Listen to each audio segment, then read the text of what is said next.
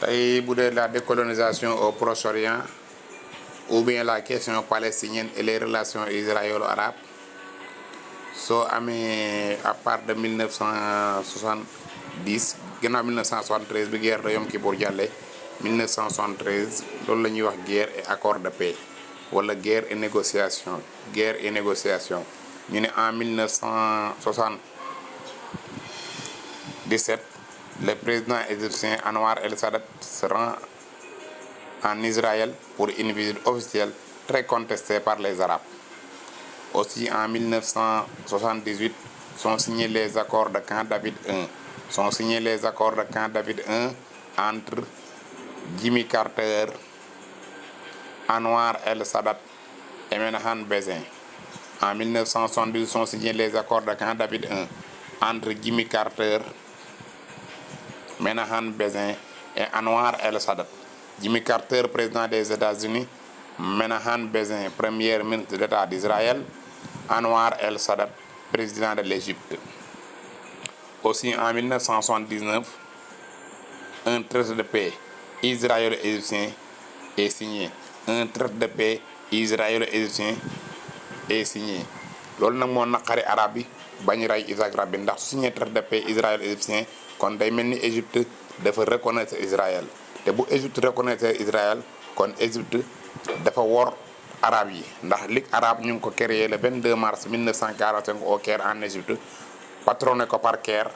Aussi Anwar el-Sadat kon su reconnaître Israël day mel ni dafa wor cause palestinienne bi te aussi en même temps dafa trahir Nasser le défunt Nasser ndax Nasser dafa am benn slogan détruire Israël moo nekkoon intention yam Nasser day remplacé par Anwar el-Sadat mu ñëw def lii moo tax arab yi mere ko rey ko en 1981 ñu ne kon 81 rey nañ ko kon mun nañ ne quand traité de paix israélo-égyptien bi yàqu na. Aussi en 1982, le 6 juin 1982, Ariel Sharon lance l'opération de paix en Galilée. L'opération de paix en Galilée, ou première guerre du Liban, ou intervention israélienne au Liban. Le 6 juin 1982, Ariel Sharon lance l'opération de paix en Galilée, dirigée contre les activistes palestiniens installés au sud du Liban et qui menacent le nord d'Israël. Comme nam ko waxee mu xoof si ñu payi dagg wenn jigéen ñi rend liir yi. Aussi les dirigeants de l'OLP quittent Beyrouth pour la Tunisie. C'est-à-dire après le massacre de Sabra et Satia juin 82 et installent à Tunisie. En 1985, l'aviation israélienne bombarde le quartier général de l'OLP à Tunisie. En 1985, l'aviation israélienne ou bien le Sahel, l'armée israélienne bombarde le quartier général de l'OLP à Tunis.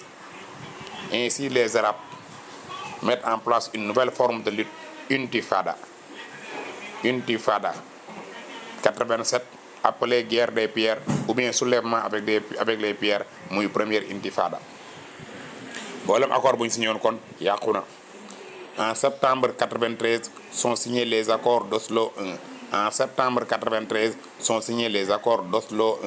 D'Oslo I entre Bill Clinton, président des États-Unis, Yasser Arafat, chef de l'OLP, donte moo ko créé, Yasser Arafat bi créé Fatah, ak Isaac Rabin, premier ministre de l'État d'Israël.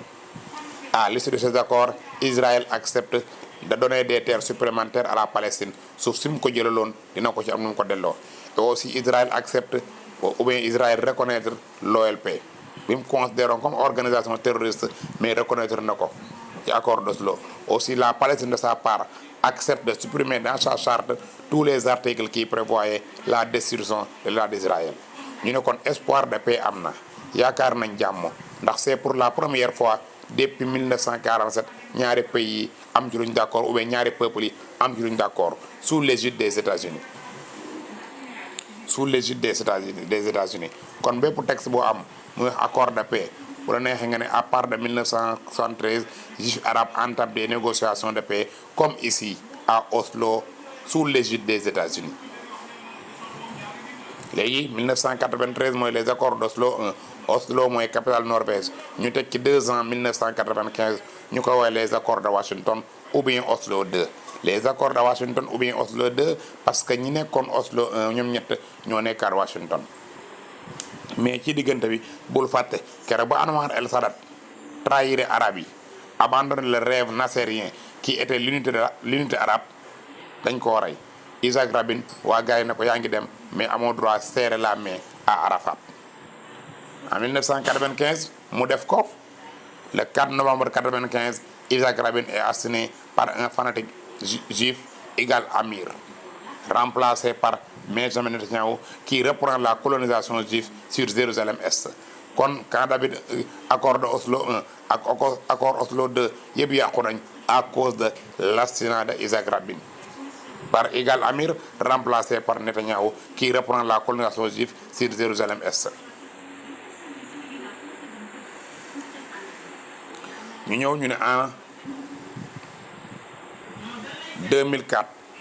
2004 Yasser Arafat est mort, remplacé par Mahmoud Abbas qui reprend les négociations avec les Juifs.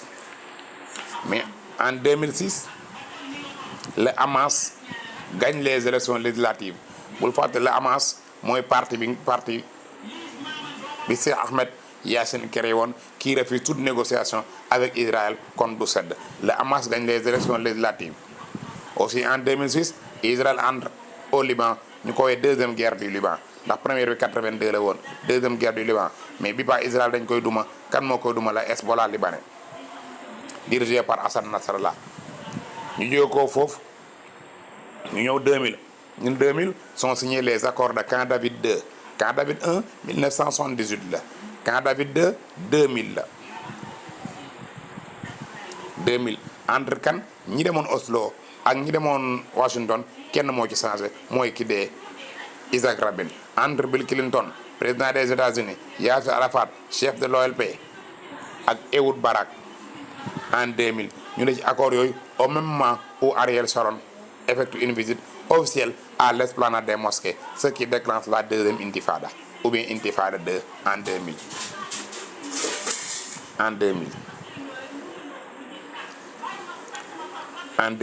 En 2004 Arafat est mort, remplacé par Mahmoud Abbas. Le Hamas gagne les élections législatives. ñu continué ci yooyu ba 2018 Donald Trump le président des États-Unis le 14 mai 2018 pendant le 70e anniversaire de l'État d'Israël, Donald Trump a transféré l'ambassade américaine de Tel Aviv à Jérusalem, qui fait de cette ville la capitale historique et éternelle de l'État d'Israël, et mettant fin à l'idée de la création de deux États côte à côte. ñu ne kon nañ jéem a xool lan moo ñuy tax ba diggante bi jàmm mënu fee am ñu ne les obstacles pour la paix obstacle yi lan la ñu ne la question de l'eau problème bi ci ndox mi parce que bul fàtte foofu nappe phréatique la ñu am sol nappe phréatique bu profonde sol aride. Israël interdit à la Palestine l'accès aux eaux du fleuve Jourdain. Ban question nañu amaat statut de Jérusalem Al-Quds. Jérusalem pose problème. L'enjeu de cette ville est le contrôle des lieux saints. Troisième lieu saint avec la mosquée Al-Aqsa et ancien Qibla pour les musulmans. Terre de nativité pour les chrétiens. Jérusalem abrite le mur des lamentations, dôme de rosée, tombeau des patriarches pour les juifs. Aussi Ibrahima pour les musulmans, Abraham pour les juifs est inhumé à cette ville. Beneen obstacle bi la question des réfugiés. Les Palestiniens réclament le retour des réfugiés à travers la résolution 194, ce qui est catégoriquement rejeté par Israël, qui demande l'installation définitive de ces réfugiés dans 59 camps financés par l'UNRWA, l'Office des Nations Unies et des travaux pour la Palestine. Il y a aussi un problème, la question des colonies. Israël mène une colonisation systématique pour rendre impossible la création de États côte à côte. Ñu ne avancé yi ñu ne waaw am nañ avancé kay parce que am nay groupe yi fa nekk comme l'AP maintenant. Aussi des pilotes israéliens condamnent la politique, la colonisation de leur gouvernement, comme les pilotes de la guerre des 6 jours. Am na ko ci gën a siiw ku ñu woo Yifta Inspector. ñu ne malgré am na yëpp am na avancé.